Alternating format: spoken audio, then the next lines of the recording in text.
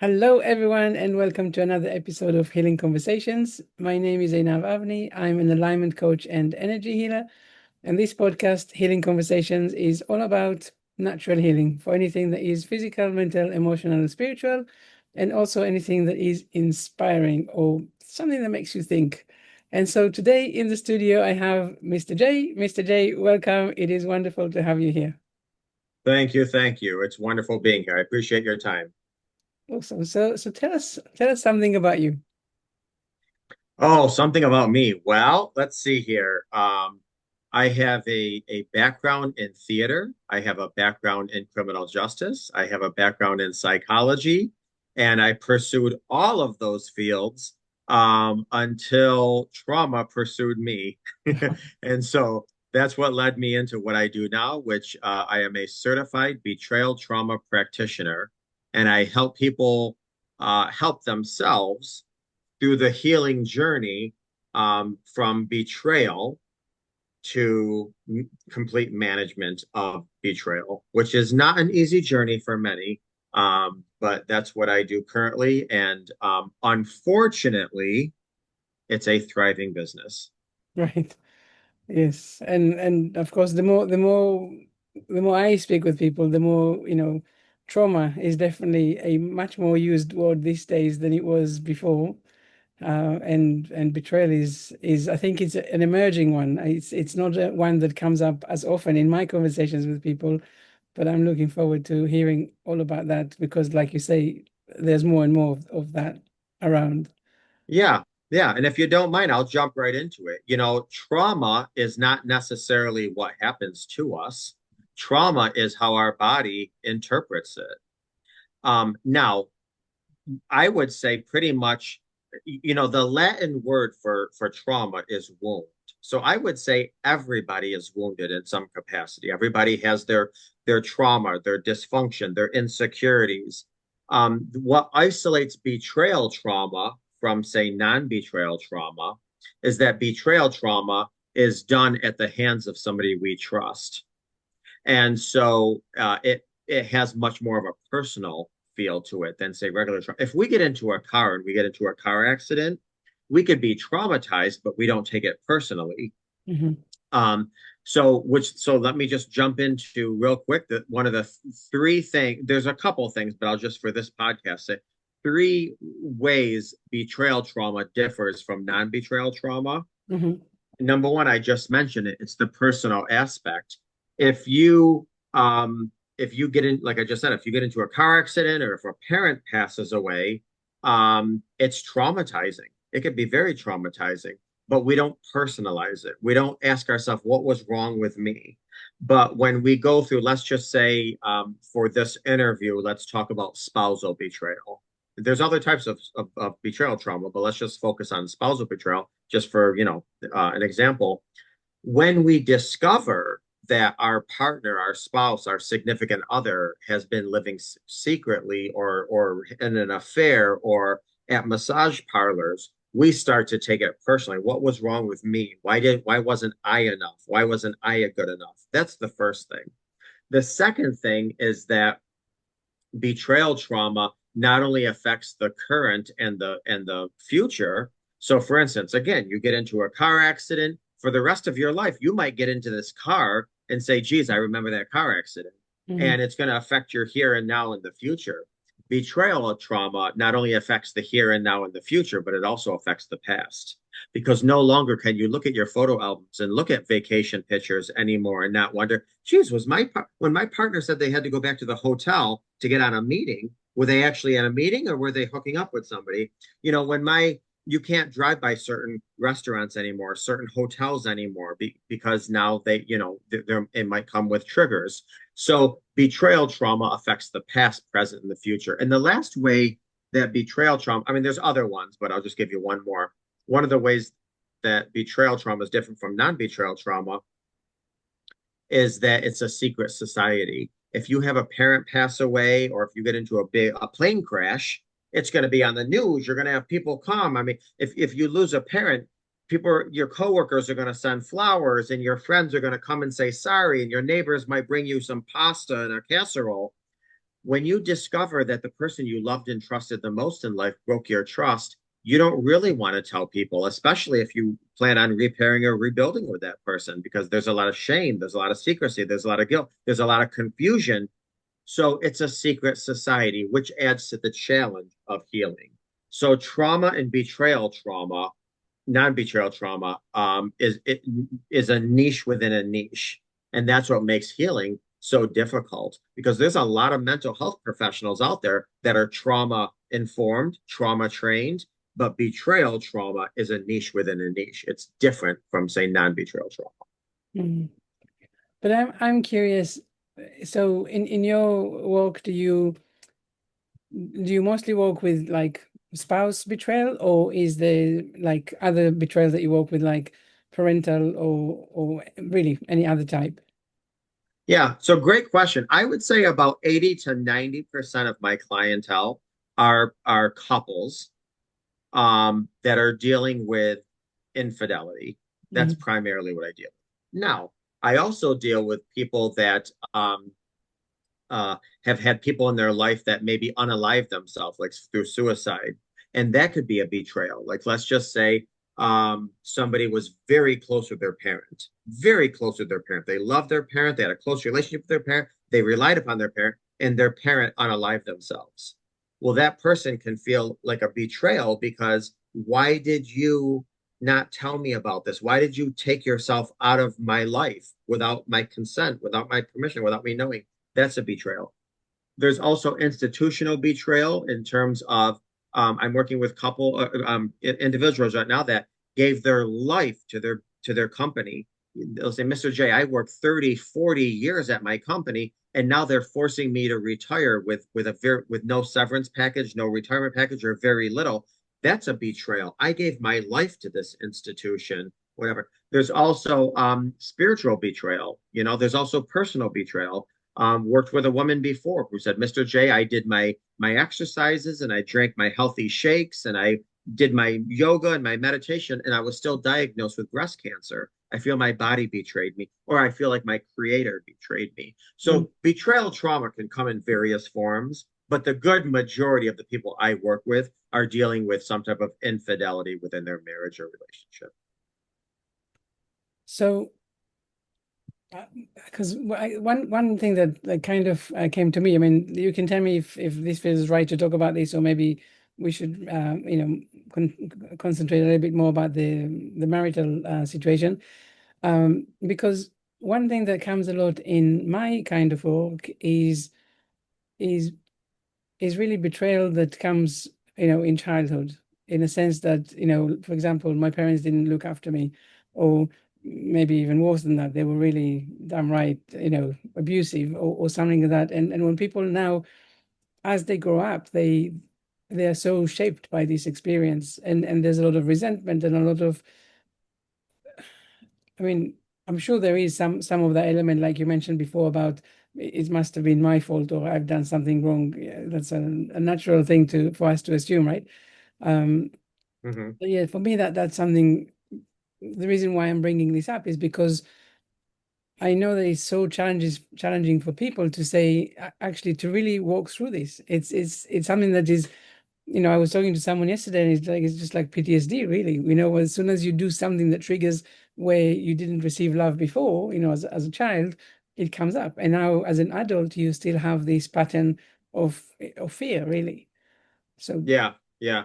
Well, you mentioned a lot of great things. Let me just break some down if you don't mind. Number one, a lot of people, a lot of mental health professionals will consider infidelity trauma, betrayal trauma, absolutely CPTSD, which is complex PTSD, as opposed to PTSD, which is usually one event that caused trauma. CPTSD is multiple events or ongoing, mm, and people that go through some type of betrayal or affairs, adultery, what have you, there's a lot going on, and so usually it's absolutely complex post-traumatic stress disorder, or as a lot of professionals consider it, what's called PISD, which is post-infidelity um, uh, trauma.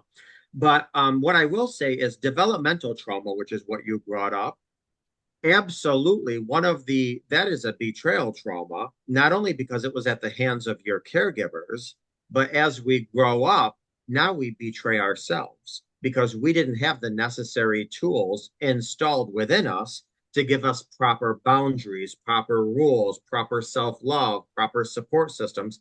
And what we do is we go out into the world and we continuously betray ourselves. Not to mention a good majority of the people and couples I deal with that were unfaithful, just to bring it back to this side, I can root back to developmental trauma. Mm. So yes, this it gets very complex. It's multi-layered, but certainly developmental trauma is a type of betrayal because we're betraying ourselves because we didn't learn the proper tools and guidelines and structures that allow us to be healthy, which is why I say a lot of the times when you're talking to somebody, an adult, and you know they're not healthy, and they'll say, well, this is just who I am. And it makes me think, well, it's not necessarily who you are, it's who you become because you haven't healed the wounds that maybe have protected you, but they might have served you when you were younger, these protective mechanisms, but they're not serving you now. As like for instance, let's just say in your childhood, hypothetically speaking, let's just say the only time your mother or your father ever gave you attention was when you got good grades in school or when you would clean the house or just so what you did was you would become a pleaser. Say, hey, I know if I please my parents, I'm they're not going to beat me, they're not going to starve me, they're not going to send me to my bedroom, they're actually going to be happy, so I'm going to become a pleaser. And so we please them. And then what happens, we get older, we get into relationships and we want to please people, and that's at the expense of our own needs being met. That's not necessarily healthy. Same exact thing with, we can go the opposite way. Let's just say your parent was a raging alcoholic and Mm. you're like, okay, I know I have to avoid my parents at all costs. I'm gonna stay after school. I'm gonna go to my friend's house after school. When I come in, I'm gonna sneak into my bedroom. I'm not gonna make any noise. I'm gonna avoid them. Well, then what happens if you don't clean up and heal that avoidance? You get older and you start being an avoider in relationships. And now your spouse is saying, why are you avoiding these hard conversations? Why are you avoiding me? Why are you avoiding these times? That's not working for our marriage. So, what kept us safe in our childhood often is our biggest saboteurs in adulthood. Yeah, absolutely. And I think that's a very interesting, kind of segue into all of that because I think and it's funny that you said what you were doing in childhood because a lot of the people that I see, of course, they would only really get the attention, the love, the care when they were sick. And so now this is a good thing in a sense, and a lot of, it's yeah, that's what they do. Not consciously, of course. Absolutely. And our body has memory.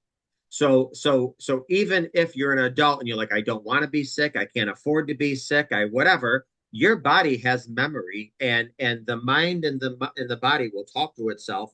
And it's amazing how much the body will react to certain traumas or certain memories. Mm. So it gets very interesting and complex and multi-layered, like I said, but absolutely. Which is why I'll tell you something. When I'm working with couples, especially that are going through adultery, affairs, infidelity, deception, betrayal of some sort, one of the things I say all the time is listen, absolutely, you were traumatized by what happened in your relationship. You were traumatized by what happened in your marriage, and that has to be dealt with. Let's not sugarcoat that. However, you will never, ever heal what happened in your marriage if you can't go back and heal the original wound Mm. because a lot of our suffering, the good majority of our suffering, the good majority of our trauma comes from the suffering of believing the lies that we were told when we were younger. Yeah. And that lie could include, I'm only worthy when I'm sick. So if we Yes. don't heal the original wound, we could be going around flushing that circle nonstop with trying to heal the marriage. And there's only so much you can do until you heal that original wound. So how I don't know, the word easy came to my mind, but how easy is it to identify what is that original wound before you can start healing your marriage or relationship? Yeah, well, that's the $7 million question, number one. There are some ways to get to it. Like, first of all, once in a blue moon, I will have my couples talk to each other in session, which usually winds up into some kind of argument. And then I'll listen because usually what happens is the person that was cheated on or betrayed, they will often state their wound or insecurity without knowing it. So, for instance, there'll be a couple talking, and let's just say, for the sake of this podcast, let's just say it's a male and a female dynamic, and let's just say the male stepped out.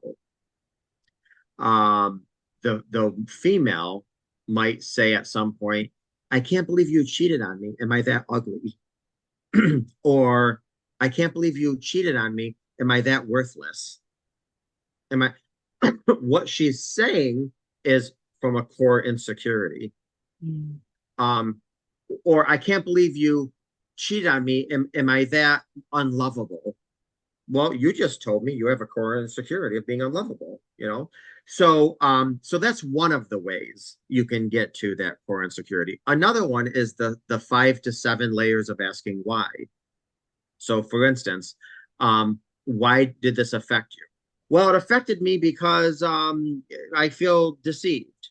Okay. Why did you feel deceived? Well, I feel deceived because I wasn't told information. Okay. And why not being told information bothered you? Well, because I'm a human and I deserve respect. Okay, so why does it bother you that you didn't get the respect you deserve? Because blah blah. And once you ask the 5 to 7 layers, usually you get down and say, well, because my mother, I guess, always dropped me off at the sitter and told me we were going to Santa Claus, and she lied to me, and that hits a core insecure. Then you get to the core of things. So there's a few different ways to get to the core of things. It's not easy. It's different for everyone else. And I'll tell you something. One of the challenges, well, there's many, many, many challenges in every avenue of this field, but one of the challenges is that when you have people that come from fairly decent childhoods, and that's a challenge. And one of the things that you really have to uh, dissect and plunge into with people that have decent childhoods is it's not what you were given that we need to focus on, maybe what you weren't given. Or let me just use me as an example. I have a daughter. My daughter's 8 years old. I baby the crap out of her. She's my princess. She's my heartbeat. She's my life. And I want her to have standards in life, which is why I hold doors open for her and I compliment her. But even that can backfire because am I setting my daughter up to be to expect perfection when she's going to go off into this imperfect world? So we all have things that we need to work on. In our adulthood, we all have insecurities. We all have wounds. Uh, and it's very very important that we really address our wounds because I'll tell you something, if we don't manage our trauma, our wounds, our insecurity, they will manage us, period. Yeah. So let's delve a little bit deeper into that. So I mean, I guess my really interest the question I'm really interested in knowing is actually at what stage in this process do you look at this individual past wound? Because I guess that when someone comes to you as a couple for after betrayal, there's a lot of layers that you probably need to, well, to calm down first before you are able to say, actually, there is something, from a lot earlier on that is coming into play here. Yeah. Well, let me just tell you something. To answer your question, which is going to be very vague, when they're ready, that's when you do it. And here's the reason why. Some couples come to me and one partner is just on the edge and Mm. they are on the edge and they're about to jump off. They don't know if they want to stay in the marriage. They don't know if they want to leave the marriage. They might have suicidal tendencies. They might have homicidal tendencies. That's not the time to start doing developmental childhood work, whatever. Um, uh, Sometimes living on the edge could last for a few weeks, a few months, a long time. Other times for certain people, it's just for a short period. And then you can start getting into the thing. Other times I have to make a judgment call. Do I want to work with somebody individually on their childhood development? Or do I want to continue to do couples work? Because I'm a big, huge believer that even if I'm working with an individual with their individual needs, if they are in a relationship or if they're married and they want to rebuild and repair and stay inside, I think it's actually healthy for all parties to hear even the individual work that's done Mm. because especially infidelity like tears a couple apart in every down to the microfiber of the relationship.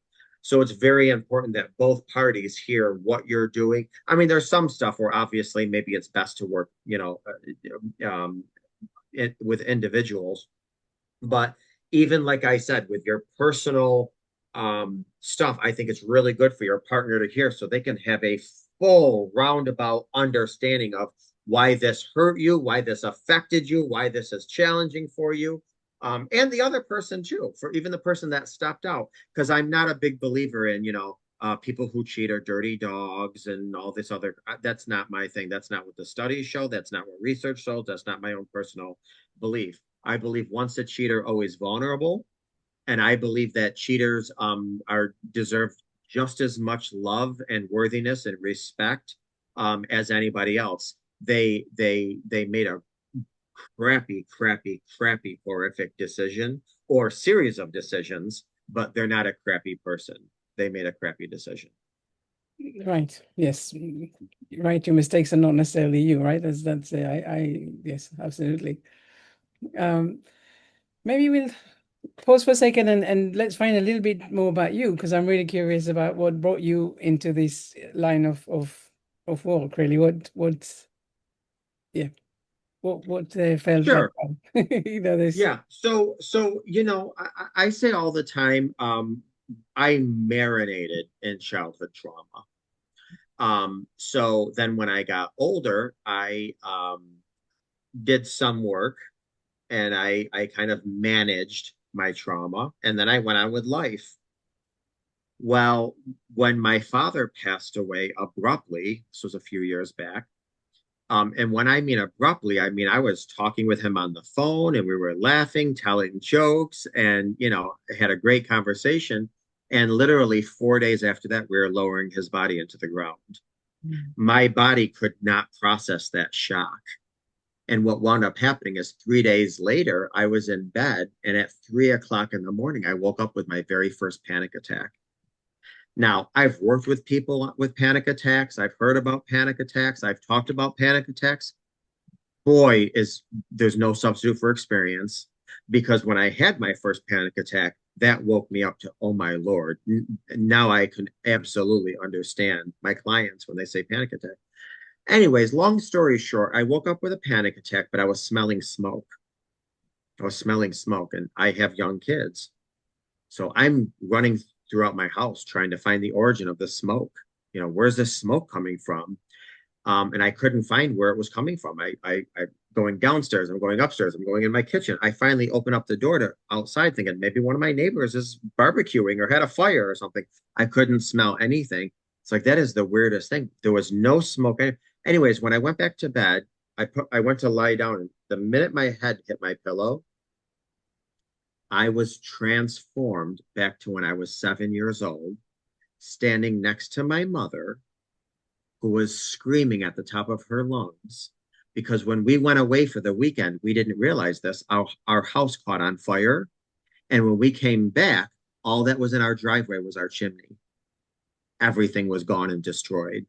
Mm. And so when my father died, that shock gave me a panic attack, which brought me back to my first trauma, which is standing next to my mother while she was screaming because all she saw was a chimney when everything in our house was completely gone.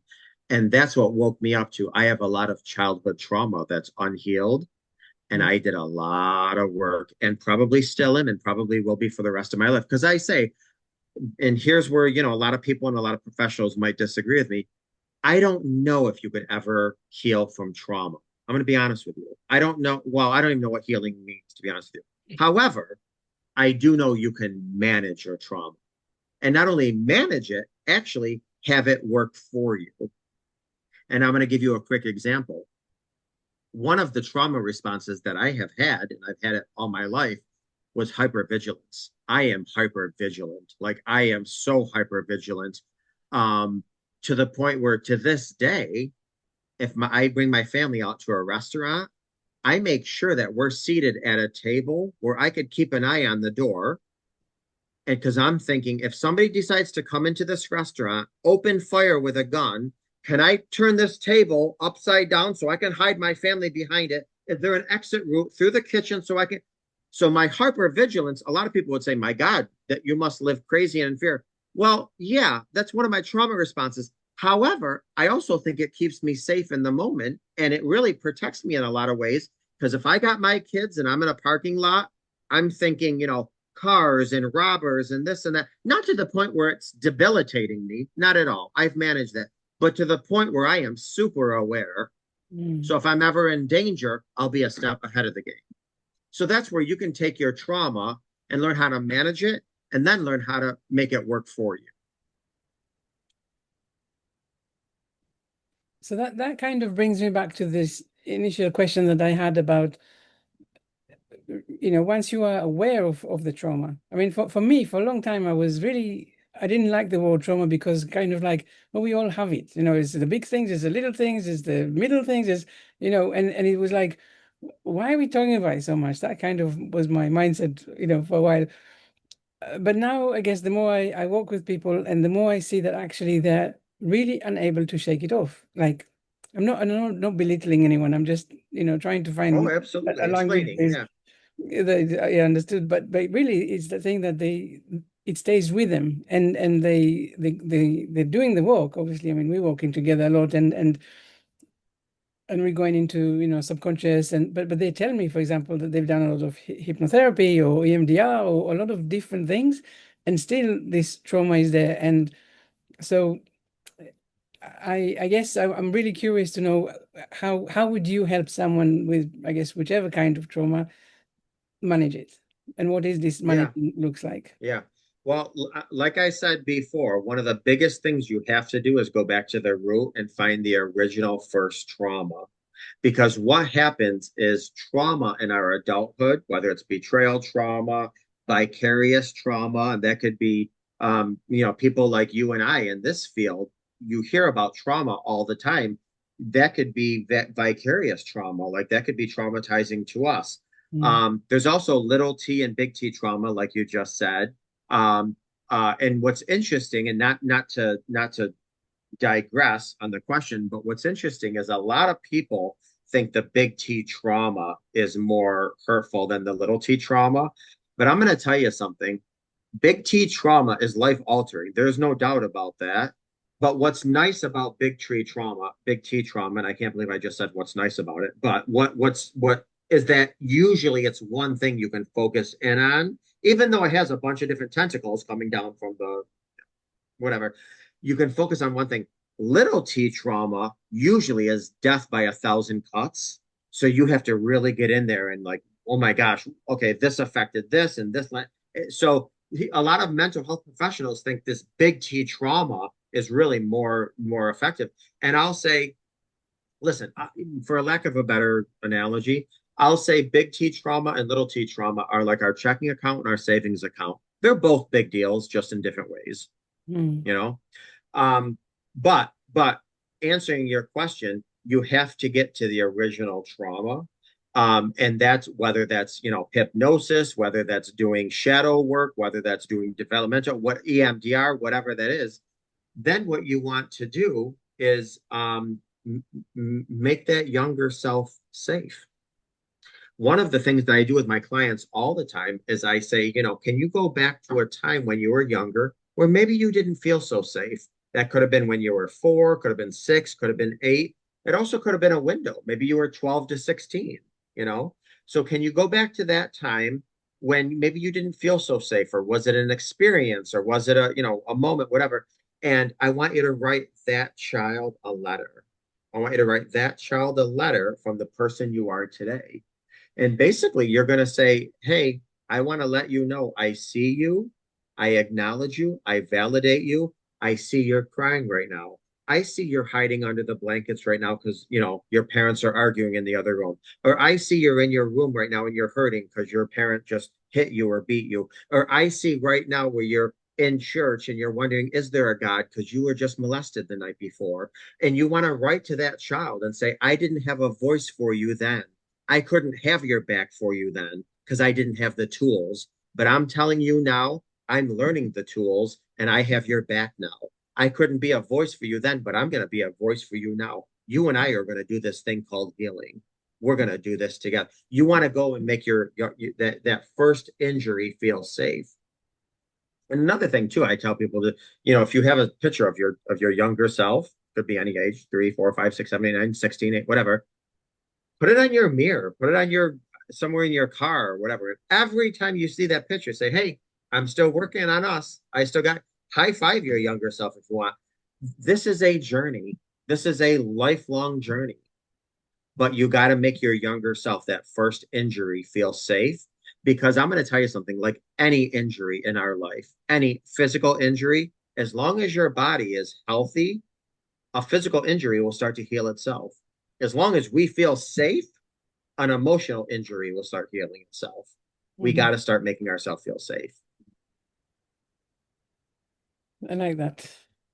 I like that a lot. And I think a lot of people really don't have that, even the concept of the inner child and all of that. And it's like, they keep speaking to themselves in a very harsh, nasty, voice or words, or really carrying this wound, over to where they are now. That's basically the voice of maybe a parent or someone, a bully from the past, that they're now using in their own conversation that they have with them.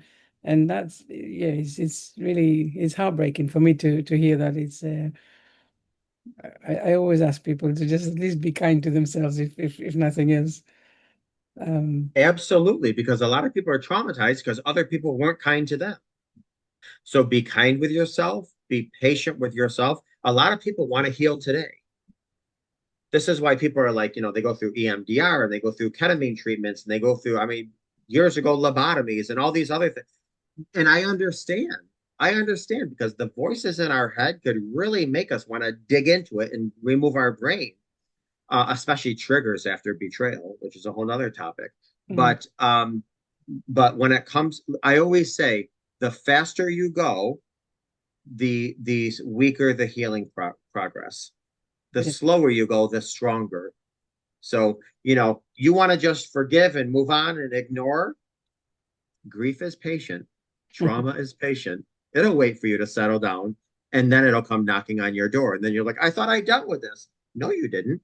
You just put a blanket over it. Yeah. Now I'm here to say hello at your worst moment in time. That's when trauma and betrayal and wounds and insecurities show up. It was really interesting for me. There's something to share that, someone, a client of mine, someone I only worked with for very little time. She passed away. And I was in conversation with her husband. And when she passed, of course, I was kind of having conversations with him. And he said, do you know any bereavement coach? And I said, oh, I'm talking with you basically. And I was thinking I can refer him to you. And then when I kind of checked your details again, I was, oh, betrayal, not bereavement. And I was like, why? And of course, for me, my story is my two brothers passed away. And so it really made me think about, this, yeah, it feels like some sort of a betrayal, but in both of them, 15 years apart, it's yeah.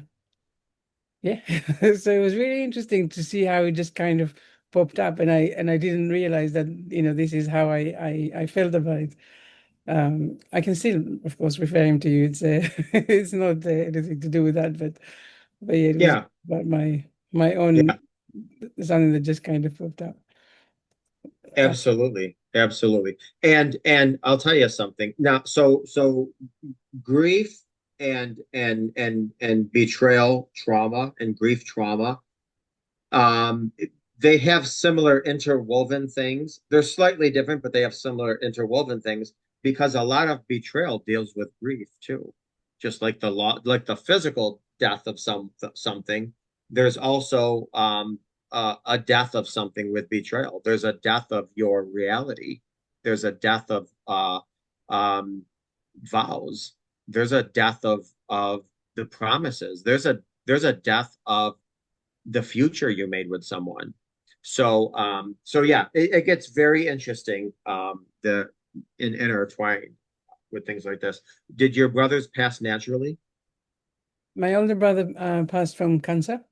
My younger brother is like a car accident. Um, Oh yeah, so not yeah, yeah. Ooh, yeah, that's hard. How old was he? the younger one was 48. Yeah. The older Wow, one was very young.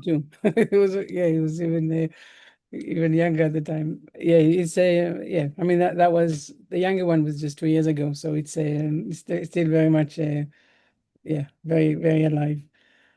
Um, Yeah. Do you have any other siblings? no, it was just the three of us. Really? Mm. Wow. I was working with a lady one time who said, Mr. J, all my life, all I wanted was a family. I wanted a husband, I wanted kids, I wanted a family. And she said, then my prayers were answered. God answered my prayers. I was given a husband. I had two beautiful kids. I had to look down on cloud nine in life. I was so happy. And one day I got a call at work. My husband was in a car accident. All three of them died. And she said, I had profound anger to God. I prayed to God for a husband and kids, and God gave me that. And then God took it away. Now, you can argue, did God have anything to do with it or not, or, what have you? But absolutely, grief and betrayal go hand in hand in a lot of ways. And it's complex and it's deep. The hurt is deep. The Mm. hurt is very deep. And this is another reason why people really need to be patient with themselves, give themselves a lot of time, a lot of self-care, especially if you're in this field, because you can't pour from an empty cup. You got to make sure your cup is full and everything in that cup is for you. Everything overflowing out of that cup is what you give to others. Yeah. Let's talk a little bit more about betrayal in relationship. And yeah, I think because I think it's what I imagine. Yeah, like the people in my mind, right? My imagination for people coming to you after they found out that one of them has not been faithful. There's probably a lot of rage, and on the other hand, there's probably a lot of quietness as well. How do you start? I mean, other than the core wound that you mentioned already, how do you where do you go? Where do you start? Yeah, that's a really good question. And that depends from person to person. Because I'm telling you something. Um, you know, uh, Imagine you're on an airplane, okay? Imagine you're on an airplane and you're 30 feet above ground and you're sitting next to the person you loved and trust the most in life. And let's just say, for the sake of this podcast, it's your husband or your wife. You love them, you trust them more than you trust yourself.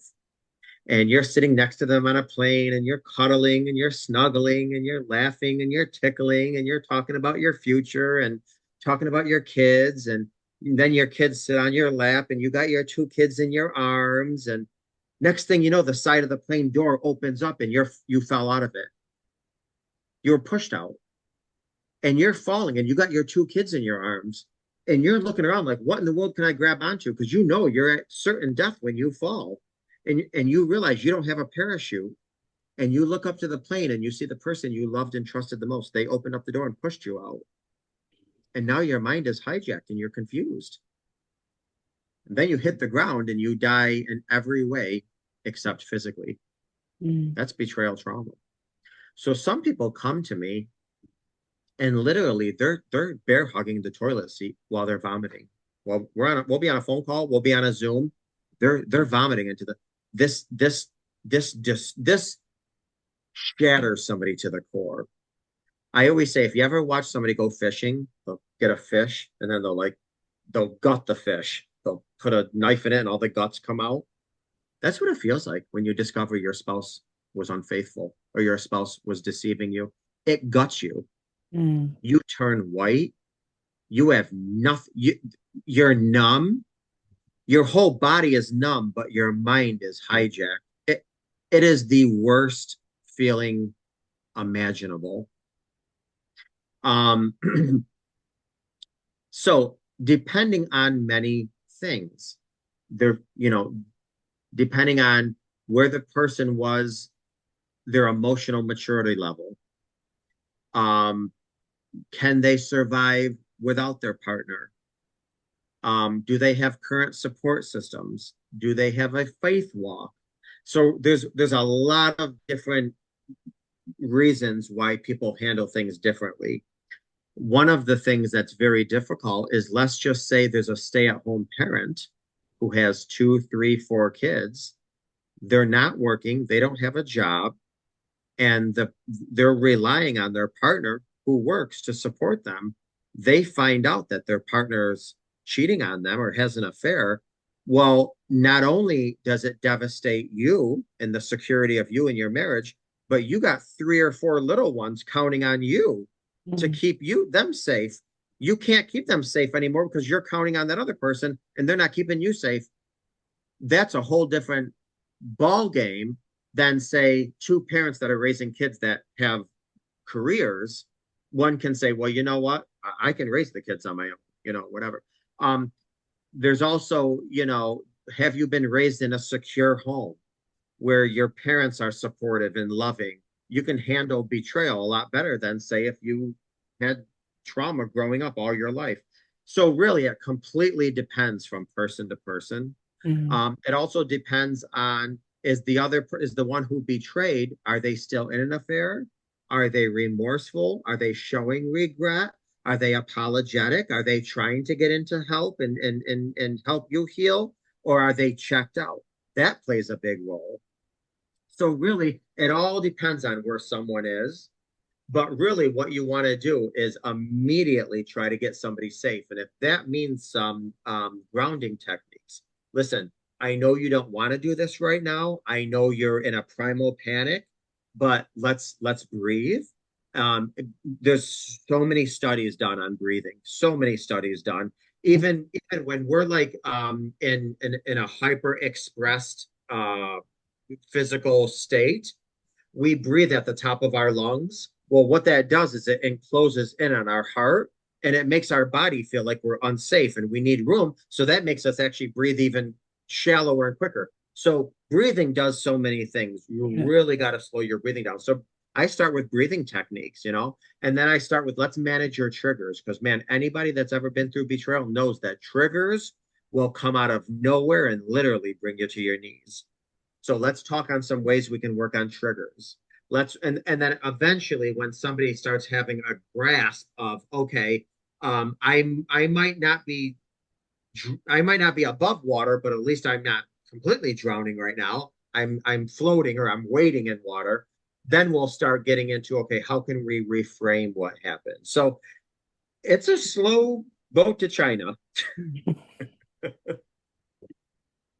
It is fascinating. It really is fascinating, and I totally, see or feel for myself even how how fascinating the work that you do, because yes, you are able to bring someone from a very reactive place to through that journey of looking at things differently, like you said, managing and really,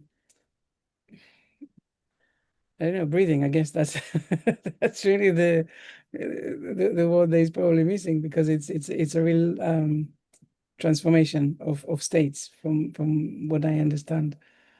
Yeah, because one of the things you want to do is have your body go from a sympathetic state to a parasympathetic state. Because once your body goes into a parasympathetic state, then your prefrontal cortex can start going back into logic mode. Because once the amygdala is engaged, all we are is in survival mode. and we're Mm. not thinking logically, we're not thinking rationally, we certainly can't heal. So really, it really starts with let's. And I know people don't want to do this because they're like, calm my butt. I want to run that blanker over. And I get all that. I get all that. But if you want to heal and you deserve to be healed, let's first calm you down. Let's see what we can do with you. Then we'll worry about if you're going to repair, if you're going to rebuild, if you're going to run them over. But at least do things with a logical mindset, not with your amygdala. Yeah. And no, I don't recommend anybody running anybody over. Just saying. Because I have worked with people that have run their spouses over if they found out they were unfaithful. So I mean, it's I a can reality. imagine. I can imagine. Mr. J, are we kind of coming to the end of this conversation? And I kind of feel like we only just really, scratched the surface, but this has been fascinating and really enlightening. And I am very grateful for you coming here and sharing your wisdom with us. But before we say goodbye, is there something that you think, oh, if people take just one thing from this conversation today, what would that be? Well, I'm going to tell you something, kind of what we said before. Um, when we are traumatized, especially as adults, we have to understand some of the trauma that we're experiencing is what happened in the here and now. But the majority of the trauma that we're experiencing is that it woke up some sleeping giants of unhealed wounds. Mm, And again, if anybody listening could go back and write down any of the lies that they believed, even when you were younger, and that could be, um, I believed that I was a nuisance to my mother because every time I tried talking to her, she told me to go away. I'm busy. Go away. So I told myself I'm an inconvenience. I'm a nuisance, and I believed it. Write down that. That's a lie. Write any lies that you believed from before and start addressing those lies. And the last thing, too, that I'll say, and this is why it's very important, because in the history of mankind, humankind, nobody's ever died from a snake bite. Nobody's ever died from a snake bite. What people die from is when a snake bites you, the poison gets into your vein, it goes all the way into your heart, and it stops your heart. So life is going to bite you. Life is going to bite you, but it's up to you to prevent that poison from getting into your system and reaching your heart. mm. Like that. And I guess that's what you really said at the beginning, right? Is trauma is really how you respond to it. Absolutely. That's that. And I thank you for giving me this opportunity and time. Thank you so much. So, just a word for our viewers or listeners. Of course, all of Mr. J's information and social links and all of that will be in the show notes. Feel free to reach out, have a conversation, do what feels right. And if you found this podcast interesting, please do share it with the world because we need to spread the word. That's what we're here for. So, Mr. J, thank you so much for being here with us today. Thank you. Thanks.